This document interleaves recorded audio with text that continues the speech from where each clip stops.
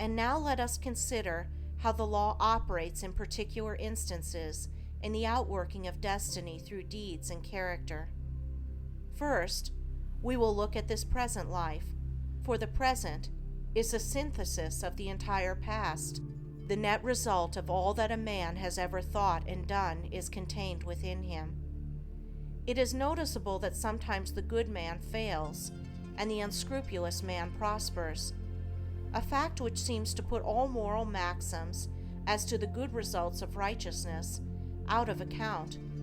And because of this, many people deny the operation of any just law in human life, and even declare that it is chiefly the unjust that prosper. Nevertheless, the moral law exists, and is not altered or subverted by shallow conclusions. It should be remembered that man is a changing, evolving being. The good man was not always good. The bad man was not always bad. Even in this life, there was a time, in a large number of instances, when the man who is now just was unjust, when he who is now kind was cruel, when he who is now pure was impure. Conversely, there was a time in this life, in a number of instances, when he who is now unjust was just, when he who is now cruel was kind, when he who is now impure was pure. Thus the good man who is overtaken with calamity today is reaping the result of his former evil sowing. Later he will reap the happy result of his present good sowing, while the bad man is now reaping the result of his former good sowing. Later he will reap the result of his present sowing of bad. Characteristics are fixed habits of mind, the results of deeds. An act repeated a large number of times becomes unconscious or automatic. That is, it seems to repeat itself without any effort on the part of the doer, so that it seems to him almost impossible not to do it, and then it has become a mental characteristic. Here is a poor man out of work. He is honest and is not a shirker. He wants work and cannot get it. He tries hard and continues to fail. Where is the justice in his lot? There was a time in this man's condition when he had plenty of work. He felt burdened with it. He shirked it and longed for ease. He thought how delightful it would be to have nothing to do. He did not appreciate the blessedness of his lot. His desire for ease is now gratified, but the fruit for which he longed, and which he thought would taste so sweet, has turned to ashes in his mouth. The condition which he aimed for, namely, to have nothing to do, he has reached, and there he is compelled to remain till his lesson is thoroughly learned. And he is surely learning that habitual ease is degrading, that to have nothing to do is a condition of wretchedness, and that work is a noble and blessed thing. His former desires and deeds have brought him where he is, and now his present desire for work, his ceaseless searching and asking for it, will just as surely bring about its own beneficent result.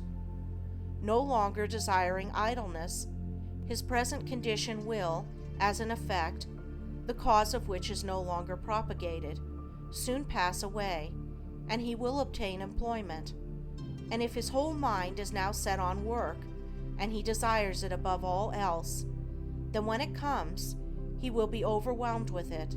It will flow into him from all sides, and he will prosper in his industry. Then, if he does not understand the law of cause and effect in human life, he will wonder why work comes to him apparently unsought, while others who seek it strenuously fail to obtain it. Nothing comes unbidden. Where the shadow is, there also is the substance. That which comes to the individual is the product of his own deeds. As cheerful industry leads to greater industry and increasing prosperity, and labor shirked or undertaken discontentedly leads to a lesser degree of labor and decreasing prosperity, so with all the varied conditions of life as we see them. They are the destinies wrought by the thoughts and deeds of each particular individual. So also with the vast variety of characters. They are the ripening and ripened fruit of the sowing of deeds. As the individual reaps what he sows, so the nation, being a community of individuals, reaps also what it sows. Nations become great when their leaders are just men. They fall and fade when their just men pass away. Those who are in power set an example, good or bad, for the entire nation. Great will be the peace and prosperity of a nation when there shall arise within it a line of statesmen who, having first established themselves in a lofty integrity of character, shall direct the energies of the nation toward the culture of virtue and development of character, knowing that only through personal industry, integrity, and nobility can national prosperity proceed.